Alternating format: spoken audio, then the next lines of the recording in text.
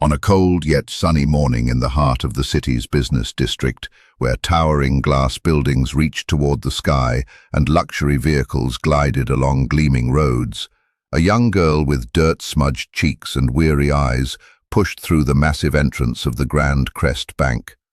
Her name was Aria Nolan, and her tiny fingers gripped a worn-out card the way a person clutches the very last shred of hope they possess.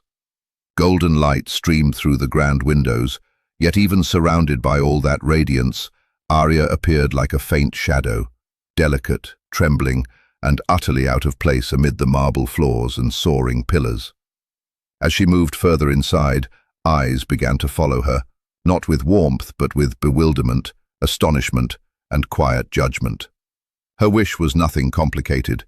She simply wanted to know what was left in her account. If you believe that a single act of kindness has the power to transform a life, and if you stand behind the idea of second chances, please take a moment to like, comment, share, and subscribe to Kindness Corner. Your support helps us carry more light into a world that so desperately needs it. Aria's arrival at that bank had nothing to do with bravery. It had everything to do with desperation. For the past 2 days, she had drifted through the city with almost no money, wearing a tattered grey shirt and ill-fitting jeans. Before passing away, her mother had always urged her to keep the small white bank card safe. Aria had treasured it for years, without ever truly understanding its significance. All she knew was that today, with hunger gnawing at her insides and strangers looking away as she passed, she was finally ready to discover whether the card held any value, whether her mother had left behind a miracle or nothing at all. The bank buzzed with a level of energy and noise that Aria had never witnessed before. Digital screens flickered with numbers and market graphs. Employees in sharp suits moved briskly, arms full of folders and coffee. Telephones rang without pause. Every inch of the space radiated wealth. And at the center of it all sat Maxwell Grant, one of the city's most powerful investment tycoons. His booming laughter rang out across the floor as he held court with his team of advisors. He was a man who had grown accustomed to victory, authority, and invincibility. Nothing routine ever shook him. But then he caught sight of Aria. She stood at the customer service counter, quietly sliding her card across the surface. The teller, Elena Raw, froze the moment she saw the state the girl was in. People around the room stared, some out of genuine concern, many out of disbelief, and a handful with open irritation. Aria's voice was nearly a whisper as she explained what she needed. Elena gave her a gentle smile and led her toward Maxwell's area, as his exclusive terminal had the capability to pull up older, archived accounts. Aria had no idea about any of this. She simply followed because she needed the truth. She needed to know if anything in this world still belonged to her. Maxwell observed her approach with casual amusement. He assumed it was some kind of staged event, or perhaps a simple misunderstanding. He leaned back casually, stifling a laugh as the small girl stepped up to the counter. She placed the card in front of him without hesitation, an aged, faded debit card that looked like it had been through years of hardship. Maxwell shook his head, finding the whole scene almost comically absurd. A billionaire being called upon to check a homeless child's bank balance. It was so unbelievable that a smirk spread across his face without effort. But Aria was not smiling. Her hands trembled, her eyes swept anxiously around the vast room, absorbing every dismissive glance. She only wanted the truth, just one single moment of clarity. The room seemed to fall quiet as Maxwell slid the card into the terminal. And then, everything shifted. Maxwell's grin vanished in an instant. His brow slowly furrowed. He leaned in closer, scanning the figures on the screen as though expecting them to change into something more reasonable. His advisors moved in beside him, their expressions shifting from curiosity to pure disbelief. Elena held her breath. The number on the screen was not 0. It was not modest. It was nothing close to ordinary for someone in Aria's situation. It was staggering. Aria's mother had once worked at a modest community center, where she had formed a meaningful bond with a warm-hearted entrepreneur named Victor Hale.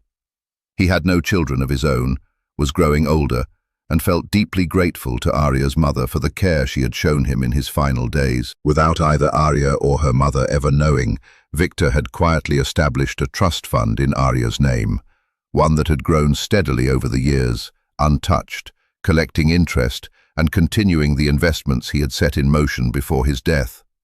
His hope had always been that one day, when she needed it most, Arya would find her way to it. And today was that day. Maxwell stared at the figure on the screen, struck by the realization that the child standing before him was not merely a girl in need. She was among the wealthiest individuals he had ever come across, carrying a fortune she herself had no idea existed, a fortune powerful enough to rewrite the entire course of her life. For the first time in many years, Maxwell felt something unfamiliar: humility. Complete, wordless humility. The very girl he had laughed at was now the holder of wealth that rivaled even some of his most elite clients. Slowly, he rose from his chair and looked at Arya, not with pity this time, but with genuine respect. A respect she had earned without doing a single thing to earn it. Meanwhile, Arya had no understanding of what the number on the screen truly meant. She only noticed that Maxwell seemed different now, less entertained, more real. Elena knelt beside her and softly explained what had just been revealed. As the words settled over her, Arya's mouth fell open in disbelief. Tears began to gather in her eyes. She was no longer alone. She was no longer without options. Her mother had left her something far greater than she had ever imagined: security, hope, and an open door to a future she thought had been closed to her forever. A wave of whispers moved through the bank as those around them processed what they had just seen. Maxwell, known for his pride and self-importance, was now quietly helping Arya collect her belongings. He arranged for food and water to be brought to her and promised to assign his finest advisors to look after her interests until a proper guardian could be found. Arya nodded, still struggling to absorb it all, holding tightly to the card that had just rewritten her destiny. The sun was still shining through the tall windows, but for Arya, the world felt completely renewed, gentler, warmer, and at long last, safe. If this story moved you in any way, please take a moment to like, comment, share, and subscribe to Kindness Corner. Your engagement helps these meaningful stories reach more people who are in need of hope. And before the story closes, leave a comment below. What would you do if you stumbled upon a miracle in the very moment you had stopped believing in them? As Arya walked out of the Grand Crest Bank later that afternoon, stepping into the warm, golden light with the first real smile she had worn in years, something deep within her clicked into place. The world could be harsh.